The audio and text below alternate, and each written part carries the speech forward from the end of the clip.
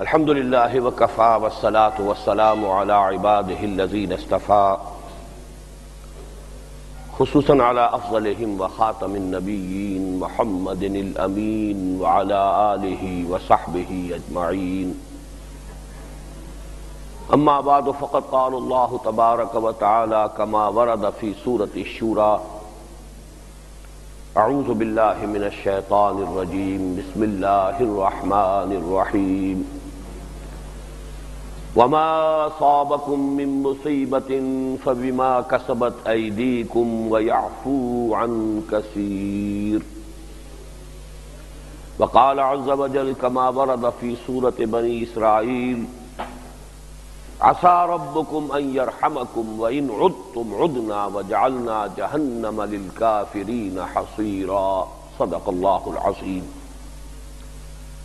رب اشرح لي صدري ويسر لي امري واحلل عقدة من لساني يفقهوا قولي اللهم ربنا الهمنا رشدنا واعذنا من شرور انفسنا اللهم ارنا الحق حقا وارزقنا اتباعه وارنا الباطل باطلا وارزقنا اجتنابه اللهم وفقنا لما تحب وترضى اللهم وفقنا ان نتوب الیک توبة نصوحا آمین یا رب العالمین۔ آپ حضرات کے علم میں ہے کہ میری اس مرتبہ آمد یہاں اچانک ہوئی ہے۔ اس جمعے میں حاضری کے لیے بھی کوئی اعلان چونکہ نہیں تھا، اسی لیے آپ دیکھ رہے ہیں کہ معمول سے اس وقت حاضری جو ہے وہ بہت کم ہے۔ پھر وقت بھی عام طور پر ہم 12:30 بجے بات شروع کر لیا کرتے ہیں، آج 1 بجے میں گفتگو کا آغاز کر رہا ہوں، تو بمشکل 1 گھنٹہ میں آپ حضرات سے لے سکوں گا۔ اس حوالے سے آج مجھے گفتگو اگرچہ کرنی ہے ایک بہت اہم موضوع پر، لیکن اختصار کے ساتھ۔ وہ موضوع اصل میں ہے چونکہ آج 1994 کا یہ آخری جمعہ ہے، دسمبر ختم ہو رہا ہے اور سال بھی ختم ہو رہا ہے، اور 23 برس قبل دسمبر 71 میں ہی وہ حادثہ فاجعہ ظہور پذیر ہوا تھا، جو ہماری تاریخ کا تو یقیناً تاحال اللہ نہ کرے کہ اس سے بھی کچھ زیادہ برا دن ہمیں دیکھنا نصیب ہو، لیکن یہ کہ تاحال سب سے زیادہ کہا جا سکتا ہے کہ ہمارے لیے جو حادثہ فاجعہ سب سے زیادہ سوہان روح ہے وہ وہی ہے سقوط ڈھاکہ یا سقوط مشرقی پاکستان کا حادثہ۔ ہم نے اس سال ایک خصوصی جلسہ بھی اسی موضوع پر منعقد کیا لاہور میں کارپوریشن ہال میں، اور بڑی کثیر تعداد میں لوگ شریک ہوئے۔ اس میں میں ایک مفصل 1.25 گھنٹے سے زائد کی تقریر اس موضوع پر کر چکا ہوں، جس کے کیسٹس تیار ہیں۔ مجھے وہی باتیں اس وقت اختصار کے ساتھ آپ کی گوش گزار کرنی ہے، تو مجھے یہ خیال بھی میرے لیے آسانی کا موجب ہے کہ چونکہ مفصل تقریر بھی موجود ہے، آپ کو دلچسپی ہوگی تو آپ اس کے کیسٹ سن کر مزید تفاصیل جو ہے وہ بھی معلوم کر سکیں گے۔ پہلی بات تو یہ نوٹ کیجئے کہ یہ جو واقعہ ہے یہ پوری انسانی تاریخ کے بھی اہم واقعات میں شمار کیے جانے کے قابل ہے۔ البتہ جہاں تک امت مسلمہ کا تعلق ہے، 20ویں صدی عیسوی کا جو نصف آخر ہے، اس کو جو 2 عظیم ترین صدمات اس امت کو پہنچے ہیں ان میں سے ایک ہے۔ ایک تھا 1967 کی عرب اسرائیل جنگ میں 3 مسلمان ملکوں کی نہایت شرمناک عبرتناک ہزیمت اور شکست۔ 1967 کا حادثہ، اور یہ چونکہ اس امت کے یہ 2 اجزاء ترکیبی خود اللہ نے بیان کیے ہیں، امیین اور آخرین۔ امیین یعنی عرب مسلمان، ان کے لیے واقعہ یہ ہے کہ بحیثیت مجموعی ویسے تو پوری امت مسلمہ کے لیے، لیکن یہ کہ ان کے لیے خاص طور پر نہایت ہی شرمناک اور عبرتناک وہ ہزیمت تھی کہ جو ان کو پیش ہوئی۔ باقی جو ہے نان عرب مسلم امہ، اس میں اہم ترین ملک کی حیثیت یقیناً پاکستان کو حاصل رہی ہے، اور اس وقت تو خیر تھی ہی جبکہ پورے عالم اسلام کا سب سے بڑا مسلمان ملک پاکستان تھا۔ اب تو پھر بھی کہا جاتا ہے کہ انڈونیشیا جو ہے وہ نمبر 1 ہے، لیکن یہ کہ بہرحال پاکستان بڑے ملکوں میں ہے مسلمان آبادی کے حساب سے، لیکن اس وقت تو وہ بغیر کسی شک و شبے کے سب سے بڑا مسلمان ملک تھا، اور اسے جو پھر ہزیمت ہوئی، 93,000 ہمارے قیدی، جن میں 43,000 تو ریگولر فوج تھی، سپاہی سے لے کر جرنیل تک، وہ ہندوؤں کے قیدی بنے۔ انتہائی شرمناک اور ہمارے لیے اندوہناک واقعہ ہے جو پیش آیا۔ میں جو پہلی بات جس کو ایمفیسائز کر رہا ہوں آج کل وہ یہ ہے کہ ہماری ایک پالیسی بنی ہوئی ہے، اور وہ بہت ہی غلط پالیسی ہے، ہمارے صحافیوں نے اور ہمارے سیاستدانوں نے اس کا خوگر بنا دیا ہے قوم کو، کہ بڑے سے بڑے اس قسم کے حوادث کی ذمہ داری چند افراد پر ڈال کر پوری قوم بری ہو جاتی ہے۔ یہ بہت بڑا نفسیاتی مرض ہے، بہت بڑا سیلف ڈسیپشن ہے، اپنے آپ کو دینے کا، دھوکہ دینے کا اس سے زیادہ بڑا جو ہے معاملہ کوئی نہیں۔ میں اسے خاص طور پر قرآن کے حوالے سے بیان کرنا چاہتا ہوں کہ اتنے بڑے بڑے حوادث صرف چند افراد کی غلطیوں اور جرائم کے نتیجے میں نہیں ہو سکتے۔ یہ ظلم اللہ کبھی نہیں کر سکتا کہ چند افراد کی خطاؤں کا پوری قوم کو اور پوری ملت کو اتنی بڑی سزا دے، یہ ظلم ہے۔ پہلی بات یہ قرآن مجید کے فلسفے سے کہ اللہ ظالم نہیں، ہر مسلمان جانتا۔ وما انا بظلام للعبید ان لیس اللہ بظلام للعبید، اللہ تعالیٰ بندوں پر ظلم کرنے والا نہیں۔ دوسری بات یہ ذہن میں رکھیے کہ یہ جو سب کچھ ہوتا ہے قرآن کہتا ہے یہ انسانوں کے اپنے کرتوت ہیں۔ میں نے اسی لیے سورہ شورى کی آیت پڑھی ہے شروع میں، وما اصابکم من مصیبت فبما کسبت ایدیکم ویعفو عن کثیر، جو مصیبت جو بپتا تم پر پڑی ہے وہ تمہارے اپنے ہاتھوں کی کمائی کے نتیجے میں پڑی ہے، اور اللہ بہت سی چیزیں تو معاف کرتا رہتا ہے۔ اگر وہ تمہاری ہر غلطی پر پکڑ لے تو زمین پر ایک انسان بھی بستا ہوا نظر نہ آئے، چلتا نظر نہ آئے، وہ تو بہت نظر انداز کرتا ہے، بہت مغفرت، یعفو عن کثیر، لیکن پھر بھی جو سزا وہ دیتا وہ تمہارے اپنے کرتوتوں کے تو پھیلے، اسی کی پاداش۔ تیسری بات یہ نوٹ کیجئے، یہ ہے اہم نقطہ، یہ چیز تو ہم جانتے ہیں کہ اللہ تعالیٰ کسی نیکی کا اجر و ثواب 1000 گنا دے دے، فضل ہے جتنا چاہے دے دے، لیکن جرم کی سزا تو صرف اس جرم کے برابر دے گا، اس سے زائد نہیں دے گا، یہ قاعدہ ہمیں معلوم ہے۔ اسی پر قیاس کیجئے، چند افراد کی نیکی کے صدقے میں پوری قوم کو اللہ نواز دے، فضل فرما دے، چند افراد کی برکات پوری قوم کے اوپر بانٹ دے، ٹھیک ہے، فضل ہے۔ چند افراد کے جرائم سے پوری قوم کو سزا دے، یہ تو پھر یہ جو جس طریقے سے کہ جرم کی سزا فرد کو بھی ملے گی جرم کے مطابق، زیادہ نہیں، ہاں نیکی کا اجر و ثواب 10 گنا دے، 700 گنا دے، 1000 گنا دے، کروڑ گنا دے، اس کی مرضی ہے، جتنا چاہے دے، بغیر حساب دے، لیکن یہ کہ جرم کی سزا اتنی ہی۔ اسی طریقے سے چند افراد کی سعادت پوری قوم کو تقسیم کر دے، فضل ہے اس کا۔ چند افراد کا جرم، چند افراد کی غلطی، اس کی سزا پوری قوم کو دے دے، یہ نہیں، جب تک کہ قوم کا معتدب حصہ جرم میں شریک نہ ہو جائے اجتماعی سزا نہیں مل سکتی۔ البتہ جب اجتماعی سزا آتی ہے تو پھر یہ کہ گناہ گار کے ساتھ بے گناہ بھی پس جاتا ہے، یہ قرآن میں ہے صراحت کے ساتھ۔ واتقوا فتنة لا تصيبن الذين ظلموا منكم خاصة، یہ مسئلہ جو ہے یہ قرآن کے اندر صاف ہے، جب آتی ہے سزا پھر بے گناہ بھی اس کے اندر، اور اس میں صرف ایک استثناء ملتا ہے قرآن میں، اللہ بچا لیا کرتا ہے صرف ان لوگوں کو جو نہی عن المنکر پر آخری دم تک لگے رہے، روکتے رہے۔ فَأَنْجَيْنَا الَّذِينَ يَنْهَوْنَ عَنِ السُّوءِ، وہ جو اصحاب سبت کا واقعہ آتا ہے سورہ اعراف میں، جو لوگ برائی سے روکتے رہے انہیں ہم نے نجات دے دی۔ اگر اس کام میں لگے رہے کچھ لوگ تو امید کر سکتے ہیں، ورنہ یہ ہے کہ پھر اس وقت بے گناہ بھی گناہ گاروں کے ساتھ پس جایا کرتے ہیں۔ اچھا، یہ مسئلہ اس وقت ہمارے لیے زیادہ اہم اس لیے ہو گیا ہے کہ ہم اس کے اسباب و عوامل کا جائزہ لیں۔ بین ہی وہی تصویر اب کراچی کی بن چکی ہے، لیکن ہمارے لوگ اب بھی حقیقت کو دیکھنے سے انکاری ہیں۔ میں نہیں ہوں تصویر بن چکی ہے۔ اگر آپ جائزہ لیں گے معلوم ہوگا جوں کی توں وہ بات جو ہے یہاں پر، جیسے ریپلے آج کل ایکشن ریپلے جو ہے وہ آپ کو نظر آتا ہے، وہ کہیں گیم میں کسی میچ میں پھر وہ ایکشن ریپلے ہو رہا ہوتا ہے، بالکل کراچی کا معاملہ جو ہے مشرقی پاکستان کا ایکشن ریپلے ہے۔ اس لیے ذرا تجزیہ کرنے کی ضرورت ہے، اور بہرحال اس تجزیے میں پھر ہمیں ذرا ہمت اور جرأت کی بھی ضرورت ہے۔ اس میں کچھ پردہ نشینوں کے بھی نام آتے ہیں۔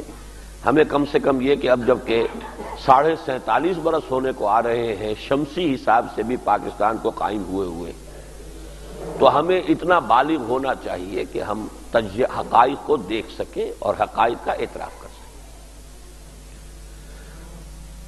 اب پہلی بات تو یہ سمجھیے کہ ہم سے ایک بہت بڑی اجتماعی غلطی ہوئی تھی ہماری قیادت سے، اور وہ غلطی یہ تھی کہ 1940 کے پاکستان ریزولوشن میں 1946 میں ترمیم کر کے ریاستوں کی بجائے ایک ریاست کا نقشہ ہم نے اختیار کیا۔ یہ غلطی تھی، ماننا چاہیے کہ غلطی تھی، نیک نیتی سے ہوئی۔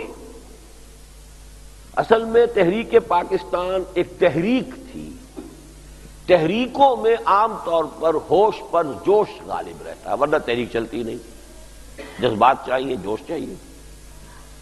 اس جوش کی ہیٹ میں، اس کی گرمی میں جو حقائق تھے جغرافیائی ان کو ہم نے نظر انداز کر دیا، اور بنگالی قوم زیادہ جذباتی ہے عام دوسرے ہندوستان کے دوسرے مسلمانوں کی نسبت۔ اب آب و ہوا کا ایک خاص مزاج بنتا ہے، اور آپ کا علم میں ہوگا یہ کہ اے کے فضل الحق صاحب نے زور دے کر قائد اعظم کو مجبور کیا تھا کہ وہ سن 40 کے ریزولوشن میں سے وہ ایس نکال دیں۔ اسٹیٹس کا لفظ تھا، states in the north east and north west of Pakistan. حقیقت میں جغرافیہ جو ہے 1000 میل کا فصل، درمیان میں سمندر تو نہیں تھا، کوئی خلا تو نہیں تھا، ہاسٹائل ٹیریٹری، پیدائشی دشمن پاکستان کا وہ درمیان میں۔ تو ان جغرافیائی حقائق کو تحریک پاکستان کے جوش اور جذبے میں نظر انداز کیا گیا۔ قائد اعظم کا ایک جملہ بڑا خوبصورت ہے، ایک پارلیمنٹیرین کی حیثیت سے واقعہ یہ ہے کہ قابل داد جملہ ہے۔ قائد اعظم کو چونکہ اس کی مہارت تھی، برٹش پریس میں کچھ چیزیں ایسی آئی تھی پاکستان کے معاملے میں کہ جغرافیائی اعتبار سے یہ وائبل سکیم نہیں ہے۔ تو قائد اعظم کا جملہ ہے کہ the British press has talked about some geographical difficulties in the way of Pakistan. May I ask them, by what rule of geography are they here? کیا میں ان انگریزوں سے پوچھ سکتا ہوں کہ آپ کون سے جغرافیے کے اصول کے تحت یہاں پہ حکومت کرتے رہے یا کر رہے ہیں اب بھی؟ تو جغرافیہ جو ہے 7 سمندر پار سے آ کے آپ نے یہاں حکومت کری، تو مشکل جواب تو ہے، اس میں کوئی شک نہیں۔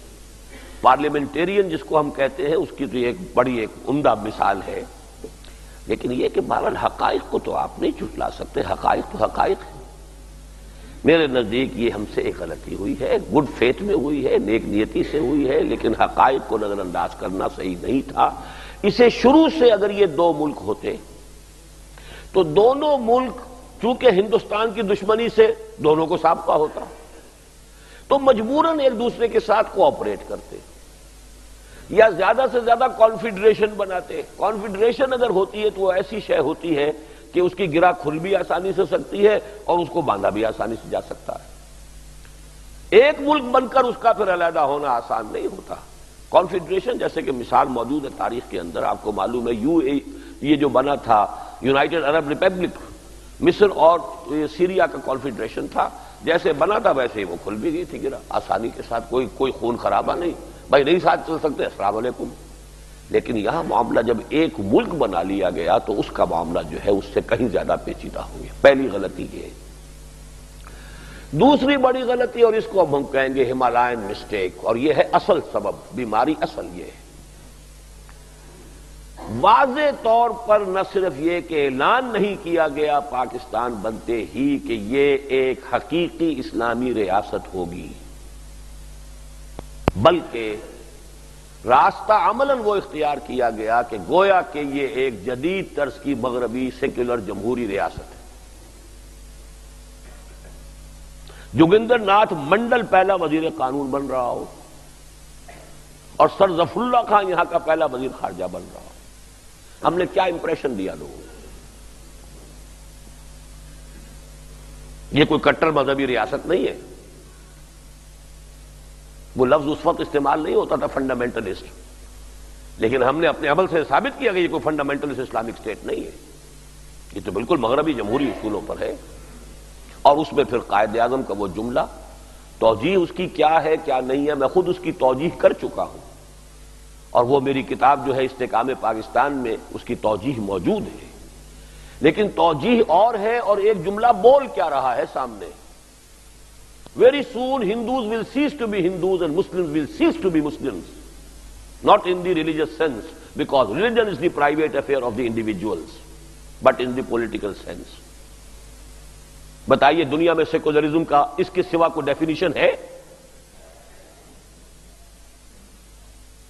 सेकुलरिज्म की डेफिनेशन ही है सब मजहब इनफिरादी मामला। भाई हिंदू है, सिख है, पारसी है, ईसाई है, बराबर बराबर बराबर बराबर। तुम मस्जिद में जाओ, तुम मंदिर में जाओ, तुम सिनेगॉग में जाओ, तुम चर्च में जाओ, तुम जहां चाहो जाओ, नहीं जाओ कहीं ना जाओ, एक को पूजो, 100 को पूजो, किसी को ना पूजो। लेकिन यह कि मजहब का मसला जो है वो रियासत से मुताल्लिक नहीं है। रियासत में तो अक्सरियत की राय चले। ये है पिक्चर जो हमने दी है। नतीजा यह है कि अब जोश जो होता है, जोश का मामला यह है कि जितनी शिद्दत से उठता है उतनी शिद्दत से बैठ भी जाता है। फिर ये पहाड़ी नालों के सैलाब के मानिंद होता है जोश। रौद को ही उसको कहते हैं, जरा डेरा गाजी खान में और शायद सिंध में भी और बलूचिस्तान में भी कहते हो कि समंदरी जब को आता है नाला, उसमें सैलाब आता तो कयामत का सैलाब होता है, लेकिन गुजर भी ऐसे जाता है जैसे कभी पानी था ही नहीं है। वो जोश एकदम ठंडा बैठा है और सबसे ज्यादा ठंडा बैठा मशरकी पाकिस्तान में। मैं तो जुर्रत नहीं कर सकता, यहां मेरे पास जो 40-40, 50-50 सफात के खुतूत आए हैं एक साहब के, एक बंगाली मुसलमान है मौलाना इमामुद्दीन मोहम्मद ताहा, उनके वालिद मौलाना शब्बीर अहमद उस्मानी रहमतुल्लाह अलैह के बड़े क्लोज फ्रेंड और एसोसिएट, करारदाद मकासिद के को ऑथर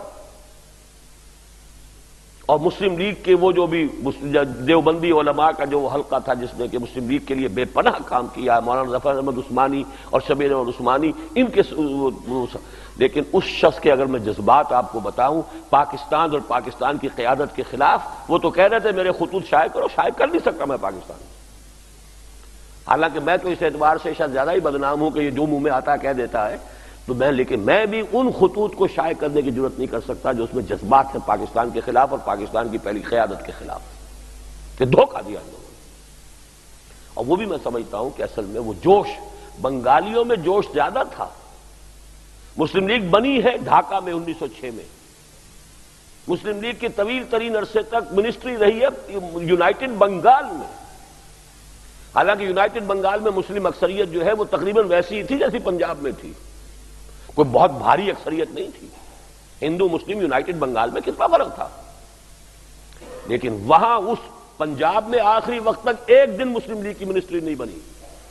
और वहां पर जो है ये आपके ख्वाजा नाज़मुद्दीन साहब कितने तवील अरसे तक चीफ मिनिस्टर रहे हैं यूनाइटेड बंगाल के। वो जज्बात थे उनके, लेकिन उन जज्बात के ऊपर फिर जाहिर बात है कि अवामी सतह पर आपको मालूम है अब भी एवरेज बंगाली मुसलमान में मजहबी जज्बा एवरेज पाकिस्तानी मुसलमान से 10 गुना ज्यादा आज भी है। अयोध्या की मस्जिद को गिराया गया, आपने तो सिर्फ यहां चंद मंदिर गिरा दिए, फिर उसका जुर्माना भी अदा कर दिया। ये लो भाई, उनका जुलूस चला था जिसे जाकर इंडिया के बॉर्डर पर बमुश्किल रोका है हुकूमत ने। They wanted to cross into waste Bengal, जाना चाहते थे अयोध्या। हमने क्या किया था? कुछ भी नहीं। 10,000 का एक हुआ है अभी हाल ही में उनका लैंड मार्च, चिटागोंग से लेकर ढाका तक निफाज शरीयत के लिए। ये वहां हो रहा है, हमारा क्या हाल है?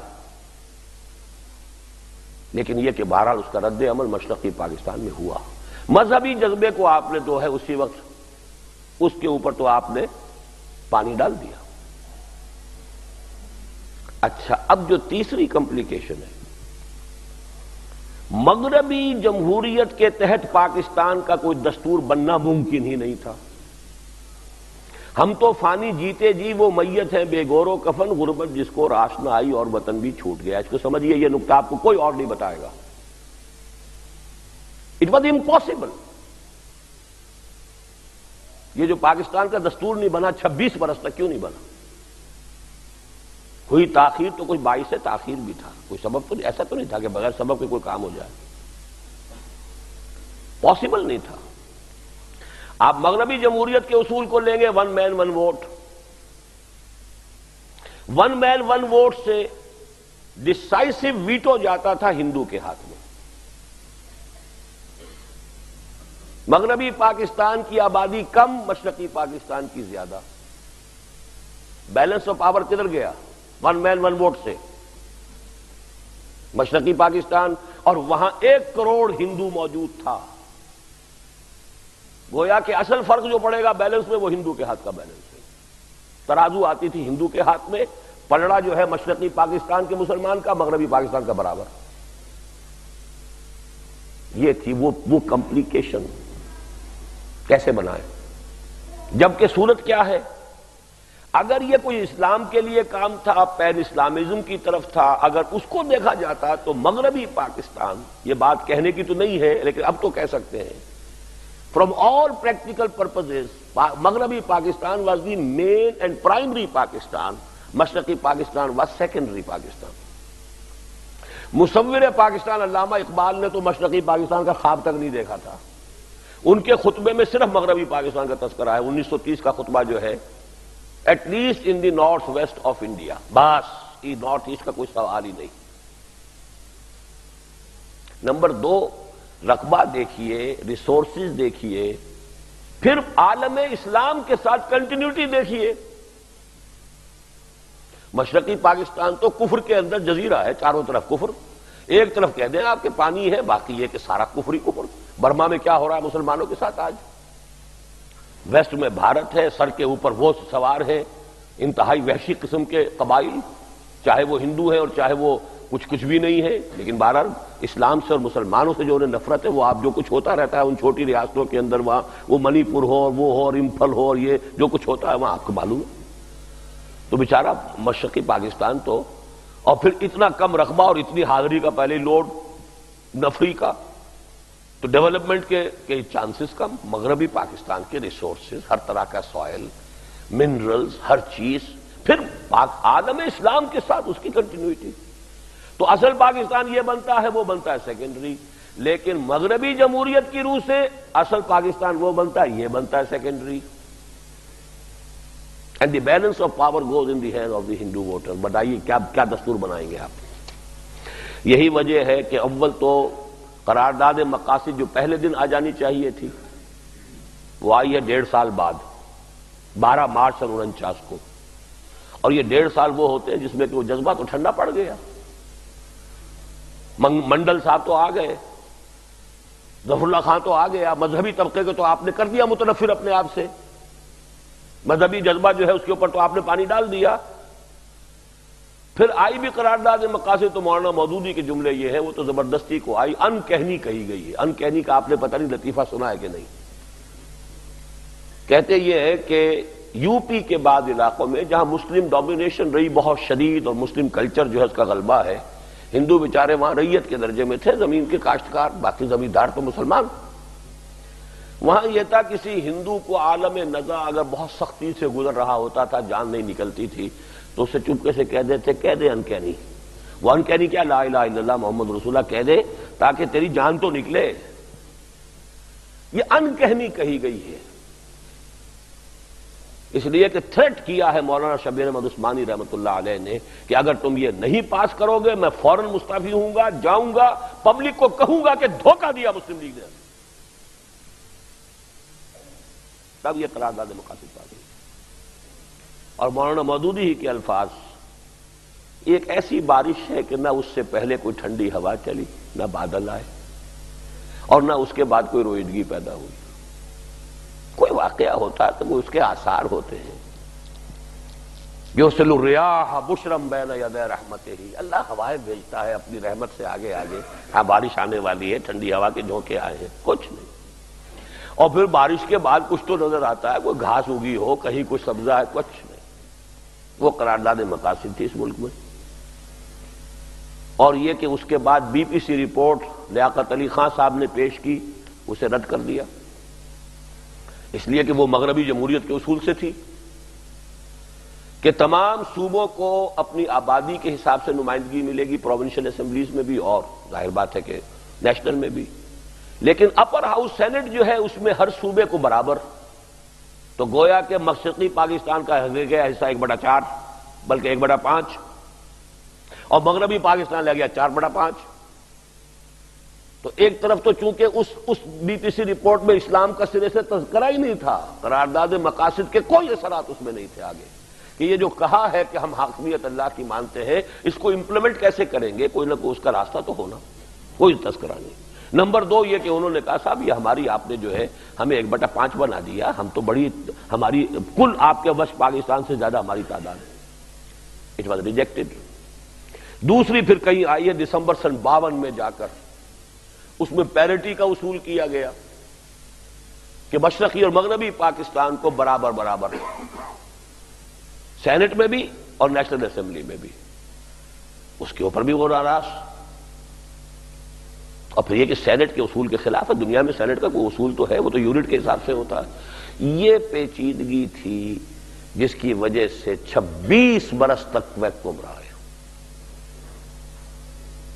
اس زمانے میں جب عزم نکالا کرتا تھا، جمعیت طلبہ کا ناظم اعلیٰ تھا، ایک 15 روزہ پرچہ نکالتا تھا میں عزم کے نام سے.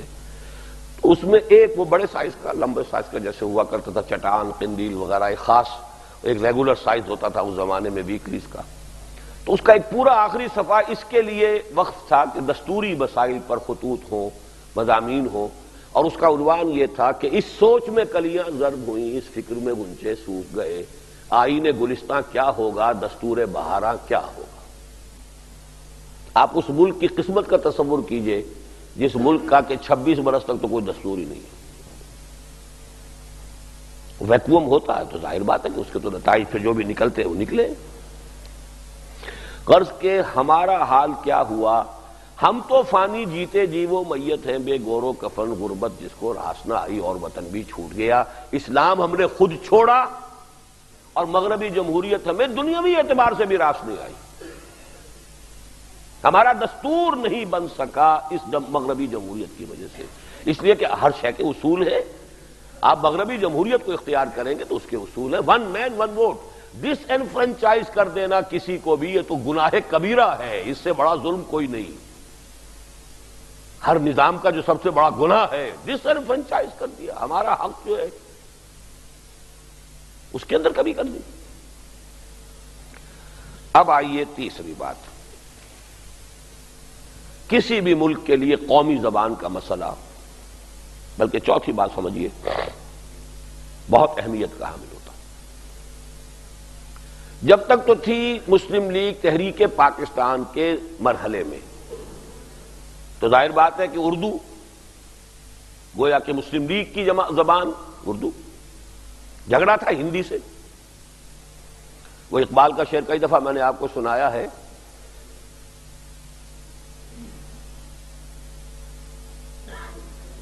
کیا تمہیں معلوم ہے کہ اصل جھگڑے کیا ہیں؟ یا بحث میں اردو ہندی ہے یا قربانی یا جھٹکا ہے. اردو ہندی کا جھگڑا یہ تھا ہندو اور مسلمان کا، اور قربانی اور جھٹکا یہ تھا سکھ کا اور مسلمان کا. جھٹکے کا گوشت، قربانی کا گوشت. تو اس حوالے سے اس وقت اردو بنتے ہی مسئلہ قائد اعظم کی زندگی میں کھڑا ہو گیا. اس لیے کہ ظاہر بات ہے اسلام جتنا کچھ میرے اور آپ کی زندگی میں آج ہے اس کا جائزہ لے لیجئے. میرے اور آپ کی زندگی میں بھی آج بھی اصل مسئلہ ہے دنیاوی مفادات، دنیاوی مسائل، دنیاوی حقوق، دنیاوی معاملات. زبان کے مسئلے میں اس کے اندر بڑی پیچیدگی ہے. جس کی مادری زبان میں تعلیم مل رہی ہو وہ یقیناً آگے جائے گا. جسے کوئی غیر مادری زبان میں علم حاصل کرنا پڑے وہ پیچھے رہ جائے گا. سارا جھگڑا ہے آگے اور پیچھے کا. سب سے پہلے بنگال کھڑا ہو گیا کہ ہمیں اردو نہیں، ہم پر مت ٹھوسی جائے، اور یہ ہو سکتا تھا، اور کچھ نہ ہوتا اگر مغربی پاکستان اردو کو سب کے سب لوگ تسلیم کر لیتے تو 2 لینگویجز آج بھی آپ کو معلوم ہونا چاہیے کینیڈا میں بائلنگول اسٹیٹ ہے. ہر سرکاری کاغذ جو چھپتا ہے، لٹریچر ہو، کوئی آرڈیننس ہو، کوئی قواعد ہو، قوانین ہو، پاسپورٹ، ایوری تھنگ فرینچ بھی اس میں ہوگی اور انگلش بھی ہوگی. تو ہو سکتا تھا، لیکن یہاں پر سندھ کا مسئلہ بھی موجود تھا. باقی تینوں صوبے اردو کو قبول کرنے کے لیے تیار تھے، اس لیے کہ ظاہر بات ہے بلوچی زبان کی اتنی کوئی تاریخ نہیں، کوئی ادب نہیں، کوئی اس کی ہسٹری نہیں. اسی طرح پشتو زبان کی بھی اتنا نہیں. اور پنجاب نے تو اردو کو گویا کہ اپنی قومی زبان کی حیثیت سے پنجاب کی ایلیٹ نے تو اسے اڈاپٹ کیا تھا. پورے ہندوستان میں وہ جو کبھی 2 مراکز شمار ہوتے تھے، لکھنؤ اور دلی، وہ تو کبھی کے ماضی قدیم کی بات تھی. اب تو تھے یا حیدرآباد دکن یا لاہور. اردو کے مرکز 2 تھے، صحافت تھی، شاعری تھی. آپ سمجھیے کہ یا تو حیدرآباد دکن میں تھی اور یا یہ کہ لاہور میں تھی. لیکن سندھ کا معاملہ اور سندھ کا کلیم تھا. تو جو حقائق ہوتے ہیں ان کو دیکھنا چاہیے. اور 2 اشخاص نے آپ کے ہاں عین بر وقت مشورہ دیا اور صحیح دیا. سر آغا خان نے کہ عربی کا فیصلہ کرو کہ عربی زبان کو یہاں کی قومی زبان بنائے، سرکاری زبان. اور زاہد حسین مرحوم، وہ میرے عزیزوں میں سے تھے، first governor of the state bank of Pakistan. لیکن اس ملک کے اندر نہ حکومت، نہ قیادت، نہ مذہبی عناصر، مذہبی قیادت نے بھی کبھی اس حقیقت کو تسلیم نہیں کیا. نتیجہ کیا نکلا؟ بنگلہ دیش، بنگلہ بھاشا کی تحریک جو شروع ہوئی ڈھاکہ سے، وہ بنگلہ دیش تک پہنچ گئی. اور آج بھی آپ کے ویسٹ پاکستان میں کہنے کو آپ اردو سمجھتے قومی زبان، آپ مجبور ہیں کہ انگریزی ہی کو قومی زبان قرار دیں. اور ہے بالفعل تو وہی ہے. آج بھی پہلی جماعت سے دوبارہ آپ ریورٹ کر کے اور زیادہ ترویج کس زبان کی کر رہے ہیں؟ انگریزی کی. یہ اپنے آپ کو دھوکہ دینے والی بات ہے کہ اردو جو ہے وہ پاکستان کی قومی زبان ہے. تو ہماری کہاں وہ میچورٹی جس کو کہتے ہیں قیادت کی سوچ، حالات کا جائزہ، اس کے حوالے سے غور و فکر کرنا. کوئی زبان مقدس نہیں ہے، نہ اردو نہ سندھی. مقدس زبان اگر ہے تو صرف عربی زبان ہے ہمارے لیے. اور وہ بھی اس لیے نہیں کہ عربوں کی زبان ہے، اس لیے کہ قرآن کی زبان ہے، حدیث کی زبان ہے، محمد رسول اللہ کی زبان ہے صلی اللہ علیہ وسلم. اور یہ سب کے لیے یہاں سندھ کے اندر کتابیں لکھی گئی. مجھے افسوس ہے وہ کتاب گم ہو گئی. جب میں نے دورہ کیا تھا، میں جب گیا تھا دادو، وہاں مجھے ایک صاحب نے کتاب کا نسخہ دیا کہ جو اس زمانے میں سندھی کچھ دانشوروں نے شائع کیا تھا، پوری کتاب شائع کی تھی کہ عربی کو یہاں پر نافذ کیا جائے. عربی کو قبول کرنے کو تیار ہے. بھئی عربی اردو سپیکنگ کو بھی سیکھنی پڑے گی، پنجابی کو بھی سیکھنی پڑے گی، سندھی کو بھی سیکھنی پڑے گی، بنگالی کو بھی سیکھنی پڑے گی. کم سے کم برابر تو رہیں گے نا. آپ اردو ٹھوسیں گے تو سندھی بچہ پیچھے رہ جائے گا. پھر آپ لڑیں گے، اونچے نمبر والے کو چھوڑ دیا، کم نمبر والے کو لے لیا. وہ آخر کوٹا یہاں ہوا تو کسی وجہ سے ہوا تھا. پھر میں کہتا ہوں دنیا میں کوئی کام بغیر کسی سبب کے نہیں ہوتا.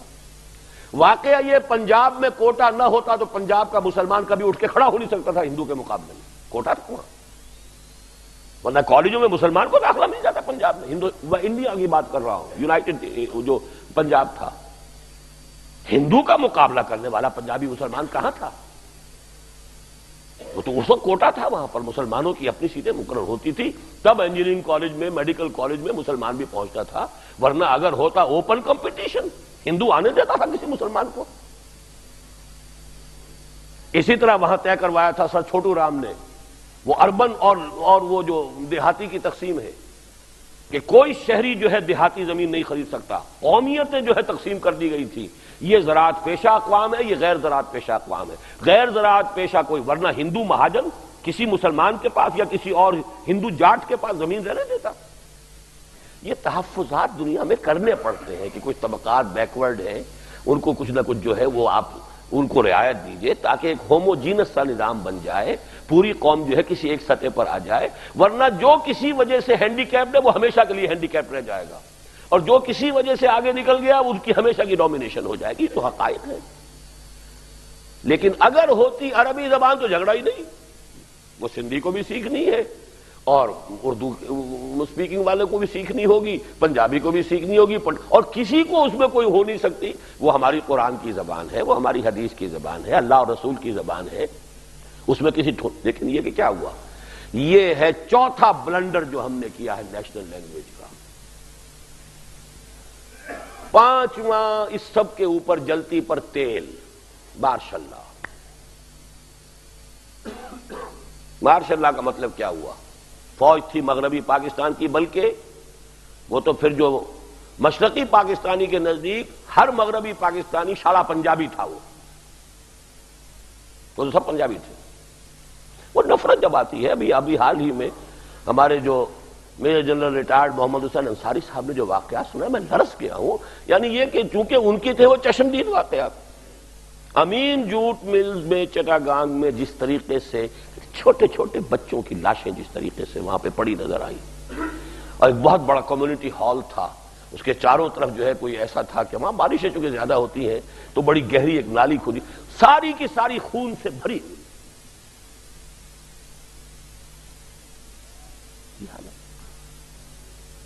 اتنی وحشت اور بربریت۔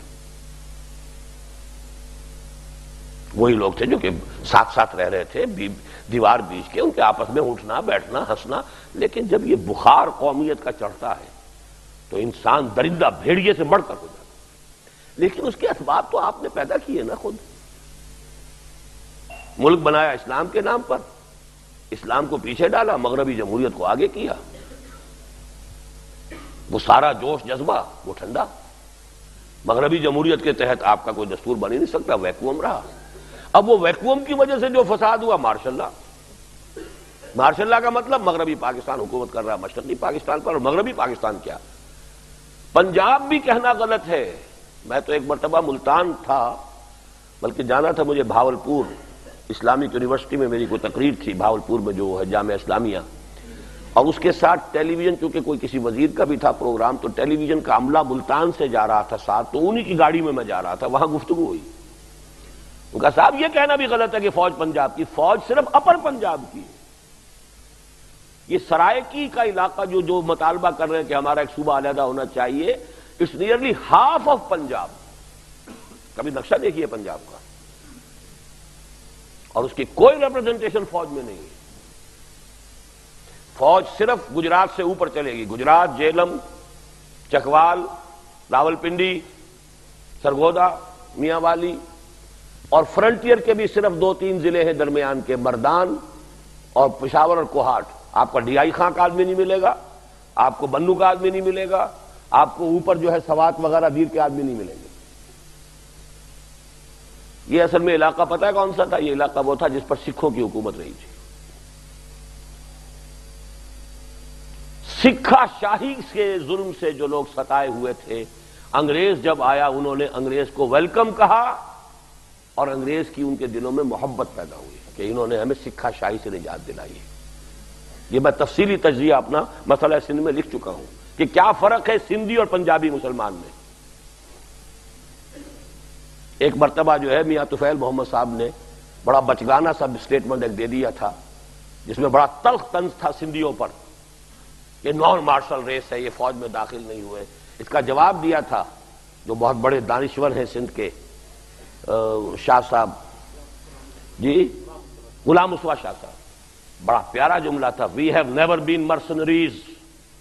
گالی دی پنجابیوں کو، تم ٹکے کے سپاہی رہے ہو، تم نے انگریز کی فوج کے اندر بھرتی ہو کر تم نے کعبے پر گولیاں چلائی ہیں، تم نے ترکوں کو تہس نہس کیا ہے، تم نے جنرل ایلن بی کو قبضہ لے کر دیا بغداد کا۔ We have never been mercenaries. بات ٹھیک ہے، حقائق تو یہی ہے، لیکن سبب کیا؟ پنجابی کیا اسی وجہ سے کوئی پنجابی کے اندر غداری تھی؟ نہیں، سبب یہ تھا کہ حالات یہ تھے کہ پنجابی کے سر پر رہا مسلط سکھ۔ انگریز نے آ کر گویا کہ پنجابی کو سکھ سے نجات دلائی، سندھ میں انگریز نے مسلمان سے حکومت چھینی، تو کیا دونوں کا ایک طرز عمل ہو سکتا؟ دلی کا قبضہ پنجابی فوج لے کر نہ دیتی تو 1857 میں خاتمہ تھا انگریز کا ہندوستان سے۔ دلی کا قبضہ لے کر دیا ہے پنجابی فوج نے انگریز کو 1857۔ تو اصل سبب اس کا بھی سبب تھا، آخر کوئی نہ کوئی رد عمل ہوتا ہے حالات کا، واقعات کا۔ سکھوں کی حکومت کے مقابلے میں انگریز کی حکومت ایسا ہے جیسے جہنم میں سے نکال کے آدمی جنت میں آ جائے. رول آف لا ہے، تصور ہے، کوئی آپ کو زبردستی پکڑ کے تو نہیں لے جائے گا، کوئی قانون ہوگا، کوئی مقدمہ چلے گا، جو بات بھی ہوگی کسی اصول سے ہوگی. وہ سکھا شاہی کا تو مطلب ہی ہے کہ کوئی قانون نہیں، کوئی ضابطہ نہیں، جو خالصہ کے دل میں آ گئی بس وہی قانون ہے. تو اس وجہ سے ایک ذہنیت بنی ہے، ایک رد عمل ہوتا ہے ایک چیز کا. بہرحال یہ جو مارشل لا ہے اس کے تسلسل نے آخری دلیل، بہرحال وہاں ایجنٹ تھے، ہندوستان کے ایجنٹ تھے، ہر ہندو ہندوستان کا ایجنٹ ہے، سیدھی سیدھی بات ہے. ان کی بھارت ماتا کے ٹکڑے ہم نے کرا کے پاکستان بنایا ہے. وہ تو کبھی ذہناً تسلیم نہیں کر سکتے، وہ تو ان کے دانشور آ کے بھی کہہ جاتے ہیں یہاں ہم نے پاکستان کو تسلیم کیا ہے، دو قومی نظریے کو تسلیم نہیں کیا. اس کی کیا معنی ہے؟ غور کیا آپ نے؟ ان کے آ کر آپ کے لاہور میں کہہ کے جاتے ہیں ان کے دانشور، ان کے صحافی، ہم نے پاکستان کو تسلیم کیا، دو قومی نظریے کو تسلیم نہیں کیا. کیا مطلب ہے؟ دو قومی نظریے سے پاکستان وجود میں آیا، وہ نہیں تسلیم کیا. آخری اب صورتحال کیا تھی؟ اگر ہمارے ہاں کوئی میچور سیاہ کوئی ہوتی قیادت، وہ مسئلہ ہے جو اب کا مسئلہ ہے سب سے زیادہ نمایاں. سارے وہ فیکٹر جو میں نے گنوائے یہاں بھی موجود ہیں، لیکن آخری جس چیز کو شمار کر رہا ہوں، اگر ہمارے ہاں کوئی میچور پولیٹیکل لیڈرشپ ہوتی تو نظر آ گیا تھا بہت جلد کہ مشرقی مغربی پاکستان ساتھ نہیں چل سکتے. کسی خوش اسلوبی سے sitting on the table negotiate کیجیے. یہ آخری درجے میں نے 1969 میں مقالہ لکھا تھا یہ میثاق میں کہ دنیا کی کوئی طاقت مشرقی پاکستانیوں کو مجبور نہیں کر سکتی کہ مغربی پاکستان کے ساتھ رہے. یہ ان کے اوپر آپشن چھوڑ دینا چاہیے، ریفرینڈم کروائیے. وہاں ریفرینڈم اگر ہو گیا ہوتا تو میں اول تو یہ سمجھتا ہوں کہ وہاں کی اکثریت جو ہے مغربی پاکستان ہی کے ساتھ رہنے کو ترجیح دیتی. پھر ان سے پوچھا جاتا آپ کی ٹرمز کیا ہیں؟ ظاہر بات ہے آپ اپنی ٹرمز کے اوپر ہی ہمارے ساتھ رہیں گے نا. لیکن یہ کہ اگر نہ فرض کیجئے تو ٹھیک ہے بھائی، آئیے علیحدگی کر لیجئے، بیٹھ کر بات کیجئے. زبردستی، جبر، مجبور کر کے آپ یہ تو کر سکتے ہیں کہ پاکستان کے اس علاقے کے اندر کسی جگہ پر بمباری کر دیں، کسی جگہ کچھ اور کر دیں. مشرقی پاکستان اس طریقے سے جبر کے ساتھ، آخر بلوچستان پہ بمباریاں بھی ہوئی ہیں، 2 مرتبہ ہوئی ہیں. ابھی ہو سکتا تھا مالاکنڈ میں معاملہ ذرا آگے بڑھتا تو سیدھی سیدھی بمباریاں ہوتی، کیوں نہ ہوتی.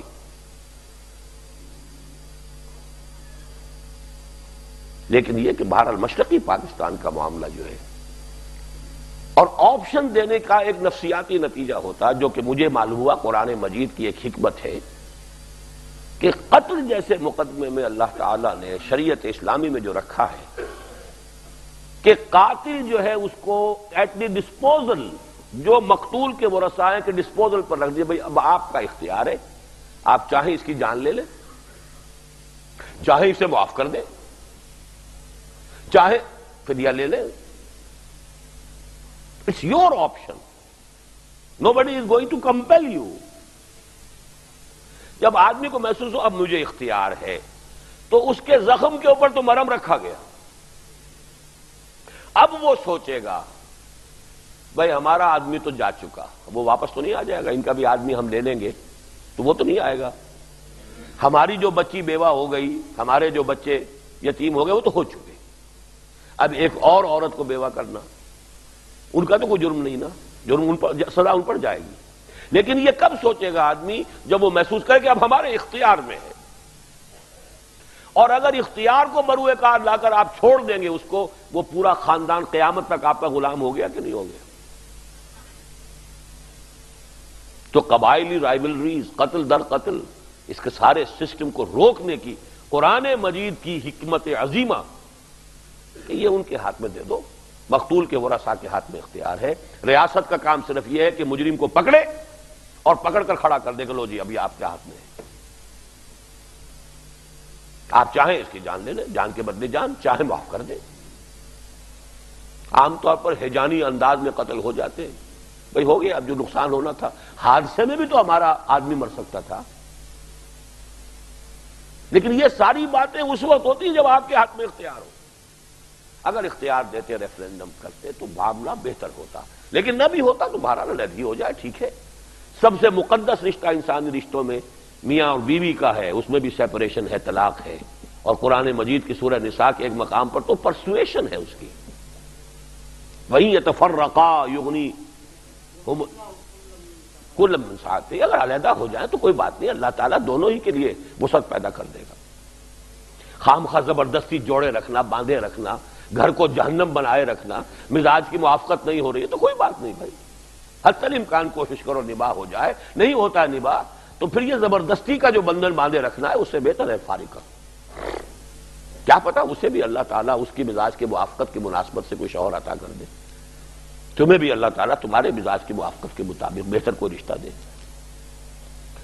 اس حوالے سے اب میں صرف چند کاش جو ہیں، اگر چاہیے کہ وہ کاش اگرچہ کہنے نہیں چاہیے، لیکن یہ کہ وہ کاش کے درجے میں کہتا ہوں، کاش کہ اس وقت ایوب خان دیگال والا طرز عمل اختیار کر لیتے.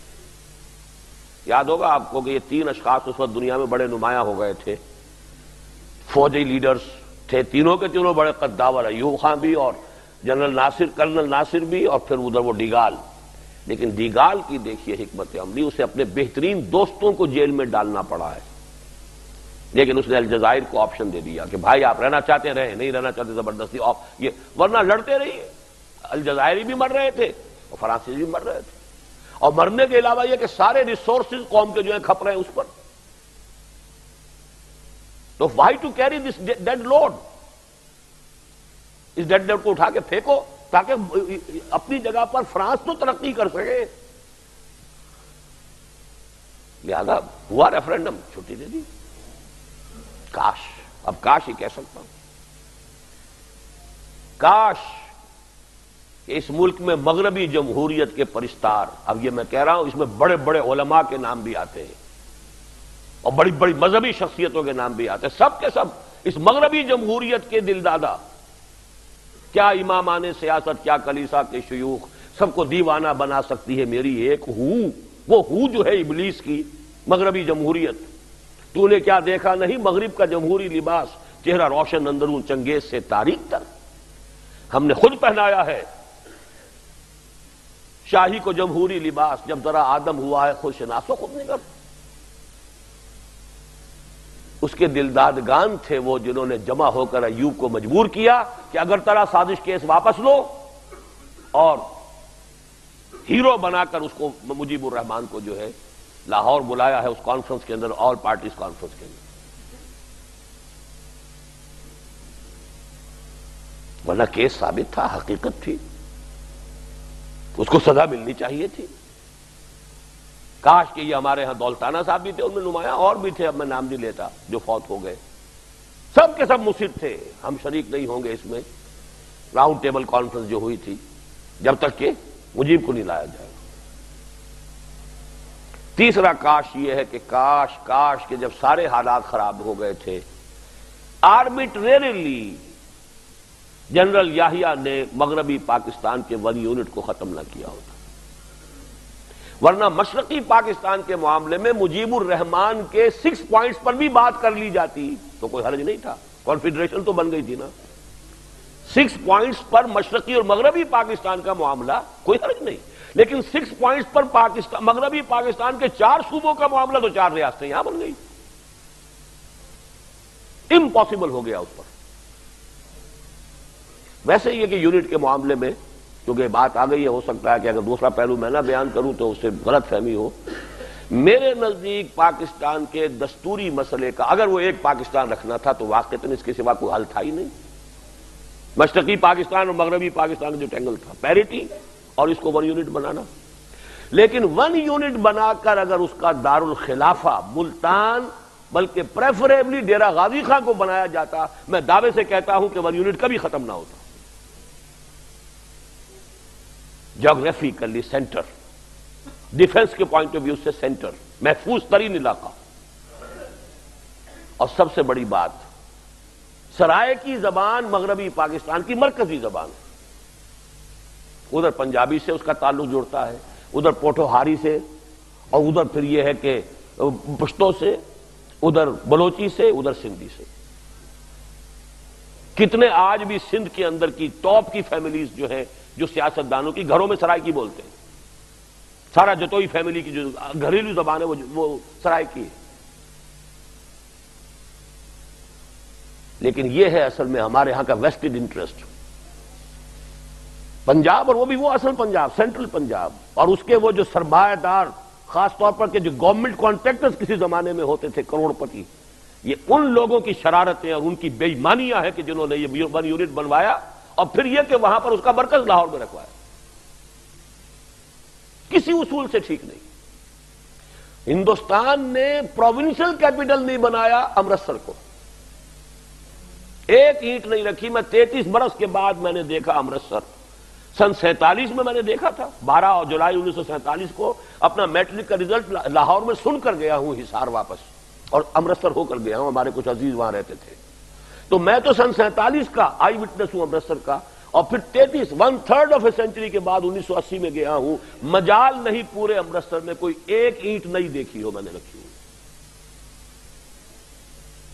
اس لیے کہ سرحد کے اتنے قریب. کوئی عقل کی بات ہوتی ہے. وہاں سے سیدھی جو ہے توپیں وہ اپنے سرحد میں رکھتے ہوئے بھی گولے لاہور پہ برسا سکتی ہے، اور پاکستان کی توپیں جو ہے اس کے گولے امرتسر جائیں گے. ڈیفنس جو ہے خود ایک ملٹری سائنس، اپنی جگہ ایک سائنس ہے. اس کی روح سے لاہور انڈیفینڈیبل سٹی ہے. اس کا لائن آف ڈیفنس جو ہے ٹیکنیکلی وہ دریا کے پار ہے. First line of defence is river Ravi. Ravi سے پرے جو لاہور ہے اس کا کوئی ڈیفنس ہی نہیں ہے. وہ تو BRB کینال بن گئی تھی ایک وقتی ضرورت کے تحت 1965 میں، وہ رکاوٹ بن گئی کچھ، ورنہ کوئی ہے ہی نہیں، آبسٹرکشن ہی نہیں. لیکن وہاں پر واپڈا ہاؤس بن رہا ہے، وہاں پر جو ہے وہ نئی نئی کالونیز بنی ہے. جو ڈھیلوں کی زمین تھی وہ سونے کے بھاؤ جو بکی ہے، تو فائدہ کس کو پہنچا؟ یہ بے ایمانیاں ہیں کہ جو قوم کا بیڑا غرق کرواتی ہے. اور ویسٹڈ انٹرسٹ، اور وہ کسی پوری قوم کا تو نہیں، پورے پنجابی قوم کا تو نہیں، چند فیملیز ہو میٹر. ورنہ یہ کہ ون یونٹ تو بڑی ایک نیچرل بات تھی. بہرحال یہ ہے وہ اسباب. باقی آخری درجے میں آ کر کوئی غلطی بھٹو کی، کوئی غلطی مجیب کی، کوئی فلاں کی، وہ تو پھر شخصیات ہوتی ہیں. لیکن یہ کہ اس قسم کے حوادث کو آپ یہ سمجھیں کہ کسی ایک آدمی کے کیے سے اتنی بڑی سزا پوری قوم کو مل گئی، یہ در حقیقت اوور سمپلیفیکیشن. بس کسی کی دشمنی کے آ کر جو ہے وہ سارا کا سارا الزام کسی ایک کے سر کے اوپر ڈال کر اپنے آپ کو بری کر لینا. ہم سب مجرم ہیں. پاکستان میں اسلام نہیں آیا تو یہاں کا ہر فرد مجرم ہے اس کا، اس لیے کہ وہ بھی اس قوم کا فرد ہے. اس کی اجتماعی پالیسی کے اندر انہوں نے بھی تو اپنی ساری توجہ جو ہے اپنی دنیا بنانے میں لگائی ہے، اپنی بلڈنگیں بنائی ہیں، اپنے محل تعمیر کیے ہیں، اپنے کارخانے بنائے ہیں. پاکستان میں اسلام لانے کے لیے کتنی محنت کی ہے اور کتنا ایثار کیا ہے، کتنی قربانیاں دی ہیں. اپنی معاشرت، اپنی معیشت میں اسلام کی پابندی کتنی کی ہے، یہ دیکھ لیں، ہر شخص دیکھ لے، اپنے گریبان میں جھانک لے. یہی مسئلہ اب ہے. اور بدترین کسی سزا کا معاملہ جو ہے اس کے لیے ڈرامہ کے لیے جس کو سٹیج تیار کیا جاتا ہے، کیا جا چکا ہے. اور گدھ ہیں اب تیار. ظاہر بات ہے کہ جب کوئی جانور کہیں مر رہا ہو یا کوئی انسان مر رہا ہو تو آپ کو معلوم ہے گدھ جو ہے وہ چاروں طرف اکٹھے ہو جاتے ہیں. جب تک جان کی رمق نظر آتی ہے قریب نہیں آتے. کیا پتہ ہاتھ اٹھائی دے ہمارے، مر گیا تو اب انتظار میں بیٹھے ہوئے ہیں. اور ظاہر بات ہے کہ وہی شکل ہے اس وقت. وہ گوادر کی بات ہو، وہ کراچی کو کاٹ کر وہ ہانگ کانگ بنانے کی بات ہو، وہ ادھر سے جو ہے کشمیر کی آزاد کشمیر کا مسئلہ ہو تاکہ یہ آزاد کشمیر اور گلگت وغیرہ کو ساتھ ہندوستان سے پاکستان سے لے کر وہاں کوئی آزاد ریاست بنوا دی جائے، یا یہ کہ وہ کوئی اسماعیلی ریاست کا نقشہ ہو کہ جو ناردرن ریجنز کے اندر. یہ 4 آلٹرنیٹ سکیمز چل رہی ہیں، 2 ساؤتھ میں، 2 نارتھ میں. لیکن یہ کہ ہم الزام کس کو دیں گے؟ فضا تو ہم نے تیار کی ہوئی ہے نا، جس کے لیے کہ لوگوں کو ریشہ دوانی کا موقع ملتا ہے. اندر اگر ایسی فضا نہ ہو تو دشمن تو آ کر وہ فضا پیدا نہیں کر سکتا. ہاں فضا پیدا ہوئی بھی فضا سے فائدہ اٹھا سکتا، اس کو استعمال کر سکتا ہے. اس کے لیے جو ہے زمین تیار ہو چکی ہے. اب اس کا حل کیا ہے؟ نمبر 1، علاج اس کا وہی آب نشاط انگیز ہے ساقی۔ پہلی بات تو یہ ہے کہ توبہ اللہ کی جناب میں اجتماعی سطح پر، جس کے لیے پہلے انفرادی توبہ کرنی ہوگی۔ توبہ کی رٹ نہیں، واقعتاً ہر فرد اپنی جگہ طے کرے مجھے مسلمان جینا ہے، مسلمان مرنا، اپنی معاشرت کو دیکھے، اپنی معیشت کو دیکھے، پاک کرے اسے، پھر یہ لوگ مل جل کر جمع ہوں اور اس ملک کے اندر ایک اسلامی انقلاب برپا کریں۔ کہنے میں تو ایک جملہ ہے، کافی ہے۔ اگر اس ملک میں دستوری سطح پر طے کر دیا جائے، جیسے قرارداد مقاصد اس کا دستور کا حصہ ہے، لیکن اس کے ساتھ ابھی چاہیے وہ جو بات کہی تھی نواز شریف صاحب نے بھی کہ اب دستوری اس کے لیے ترمیم بھی آ رہی ہے، بس نفاذ شریعت ایکٹ تو یہ لے لو، اگرچہ اس میں بھی سود کو برقرار رکھا، لیکن یہ کہ اس کے لیے اصل ترمیم جو دستور میں آ رہی ہے وہ نہیں آئی آج تک۔ دستور کی وہ ترمیم کہ یہاں کتاب و سنت ہر شے پر بالا تر ہے، فیصلہ کرے گی عدالت، but you set the ball rolling, بات طے ہو جائے، اب عدالتوں کے اندر معاملہ جائے گا کیا چیز غیر اسلامی ہے نہیں ہے۔ لیکن ایک چیز کو بھی اس میں سے اگر آپ نے ریزرو کر کے ایکسیپشن کے طور پر رکھ لیا تو آپ کا سارا کام زیرو ہو گیا۔ وداؤٹ اینی ایکسیپشن ہر چیز پر کتاب و سنت کی بالادستی۔ اصل حل تو ہے صرف یہ، اس کے علاوہ کوئی حل نہیں۔ آج نہیں تو کل تن آسانیاں چاہیں اور آبرو بھی، وہ قوم آج ڈوبے گی گر کل نہ ڈوبی۔ پاکستان کا خاتمہ اب ہوتا ہے یا یہ کہ کچھ دنوں کے ہو کر رہے گا اگر یہاں اسلام نہیں آیا۔ It has no justification to exist. میری آپ گردن اڑا دیجئے، مجھے غدار قرار دے دیجئے، میں لیکن یہ کہ یہ بات کہوں گا اور ڈنکے کی چوٹ کہوں گا، no justification for Pakistan to exist. اگر آپ یہاں اسلام کو فیصلہ کن اس کی بالادستی طے نہیں کرتے۔ آرٹیفیشل، میں پوری کتاب لکھ چکا ہوں، آرٹیفیشل تقسیم ہے بھارت کی۔ دریا آپ نے بانٹ دیا، دریا میں آپ کے ڈیم جو ہے سلٹ اپ ہوتے چلے جا رہے ہیں، نیا ڈیم آپ کو بنا نہیں سکتے۔ بنائیں گے تو سارا قرضہ جو اور پہلے سے بندھا ہوا ایک بال اور زیادہ یہودی جکڑ بندی کے اندر آپ چلے جائیں گے۔ یہ تو ایک وشیش سرکل ہے جس کے اندر مبتلا ہے۔ اب وہ تو بنائیں کیسے؟ وہ تو قومیتوں کا تصادم جو ہے وہ بننے نہیں دے گا۔ کیا کریں گے؟ علامہ مشرقی کی پیشن گوئیاں ہیں کہ پینے کا پانی دستیاب نہیں ہوگا پنجاب میں کسی کو۔ آپ کہتے ہیں کاشت کے لیے پانی، پینے کے لیے پانی نہیں ہوگا، یہ علامہ مشرقی کی پیشن گوئیاں۔ اس لیے کہ اگر کشمیر کا معاملہ نہیں طے ہوتا، دریاؤں کے منبع آپ کے ہاتھ میں نہیں ہے، تو کیا ہوگا؟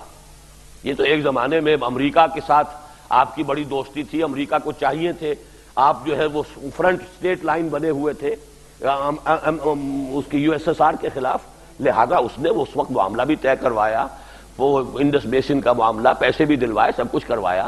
اب جو حالات ہیں بڑے بدل گئے، وہ اگر کچھ کروائے گا تو آپ کو پہلے گروی رکھ کے کروائے گا۔ یہودیوں کے ہاتھ میں ایک بچہ آپ کا جب تک گروی نہیں رہ جائے گا اس وقت تک وہ کوئی کام نہیں کروائے گا آپ کا۔ تو اب تو یہی ہے کہ اگر تو اللہ کا دامن تھامنا ہے تو یہ راستہ ہے، اس کے سوا کوئی راستہ نہیں۔ نمبر 2 یہ ہے جس کو کہ ہماری میڈیکل سائنس میں پیلیٹیو ٹریٹمنٹ کہا جاتا ہے۔ سر درد ہو رہا ہے بھائی، کچھ اس کو ایسپرین تو دے دو نا، ابھی ڈائگنوسس کر لیں گے، وقت لگے گا، ایسپرین فوری طور پر دو۔ فوری طور پر یہ ہے کہ کراچی کے لوگوں کو کھل کر بات کہنی چاہیے، اور میں تو کہہ رہا ہوں نہ معلوم کتنے برس ہو گئے، علیحدہ صوبہ جب تک نہیں بنے گا کوئی مسئلے کا حل نہیں۔ جائز ہے مقام یہ ہو کہ آخر میں کچھ لوگ ہیں، اتنے بڑے بڑے صوبے ہم نے بنا رکھے ہیں، اس کے لیے منطقی بات ہے، ہر شخص نے کہا ہے، جو شخص بھی زیادہ اس کی سیاسی اس وقت نہیں ہے، اس لیے کہ ہمارے اصغر خان صاحب بھی بیچارے جو ہیں وہ سیاسی یتیم ہی ہے میری طرح۔ میں تو سیاسی یتیم اس معنی میں ہوں کہ میں کبھی اس میدان میں گیا نہیں، وہ اس معنی میں ہے کہ میدان نے اسے قبول نہیں کیا کبھی، باقی ہے نتیجہ تو ایک ہی ہے۔ لیکن وہ بھی صاحب کہہ رہے ہیں کہ سب صوبے بنے، 12 بنے، 10 بنے، جتنے بنے، پنجاب کو تقسیم کیجئے۔ ہاں اگر صرف سندھ کا کرتے تو سندھ جو ہے سندھی آفینڈڈ فیل کرتا ہے۔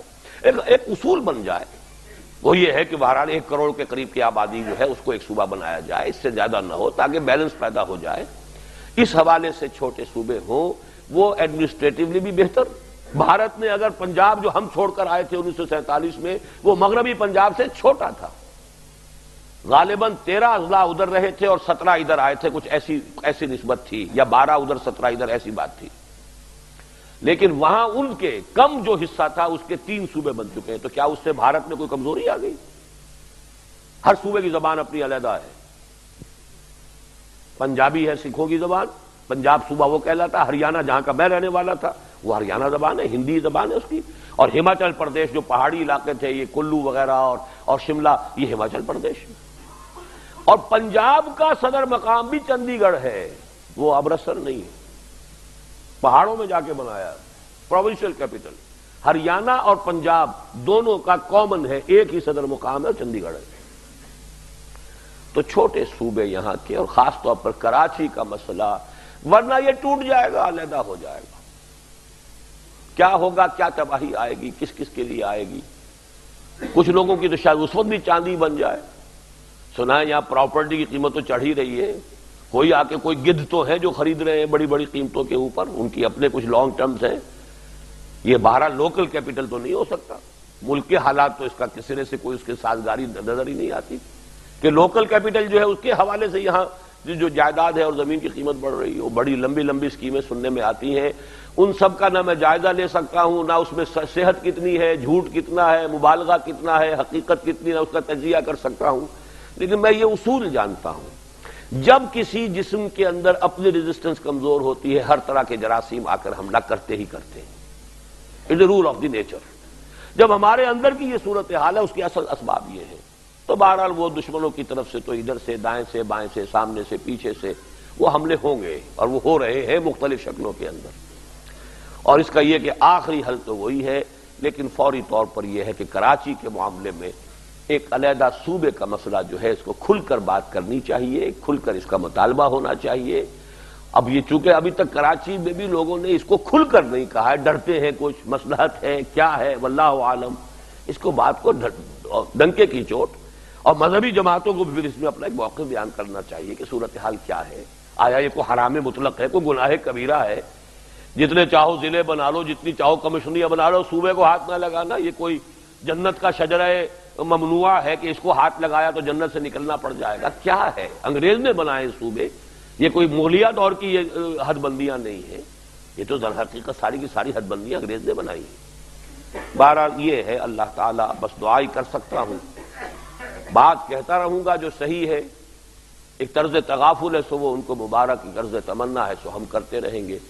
بہرحال آپ حضرات جو ہے نوٹ کریں کہ ایک توبہ کی منادی کا ایک فیصلہ ابھی تھوڑی دیر پہلے ہمارے یہاں کے جو ناظم تنظیم اسلامی ہیں انہوں نے طے کیا ہے. امن مارچ تو ہوتی ہے، امن پتہ نہیں کس بلا کا نام ہے، اور امن مارچ کہنے سے کیا کسی کو حاصل ہوگا. لیکن یہ ہے کہ جو بھی ایک کام کیا جائے کہ توبہ کی منادی، کہ لوگوں اللہ کی طرف رجوع کرو. اور اس موقع پر یہ 2-3 باتیں کلیئرلی جو ہے کسی ایک ہینڈ بل کی شکل میں لوگوں کے اندر تقسیم کی جائیں، اور لاہور کراچی میں ایک شخص تک جو ہے بات پہنچائی جائے. اس کے لیے کوئی طے کیجئے، کوئی ہمت کیجئے، کوئی فیصلہ کیجئے، اس کے لیے اپنا وقت طے کیجئے. اس میں لگنا جو ہے اس کا پروگرام جو ہے آ جائے گا کہیں اخبار میں انشاءاللہ تعالی. بدھ کے روز 4 تاریخ کو اس قسم کا ایک مظاہرہ کرنے کا پروگرام ہے تنظیم اسلامی کے تحت کراچی میں. تو اس کے لیے آپ ابھی سے اپنا ایک ارادہ کر لیں، اپنے پروگراموں کے اندر اس کو پہلے سے طے کر لیں، تاکہ فوری طور پر پھر کوئی وقتی جو ہے مشغولیت اس میں آڑے نہ آ جائے. اقول قولی ھذا واستغفر اللہ لی ولکم ولسائر المسلمین والمسلمات. 4:30 بجے بدھ کے روز مسجد خضرہ صدر میں جمع ہونا ہے.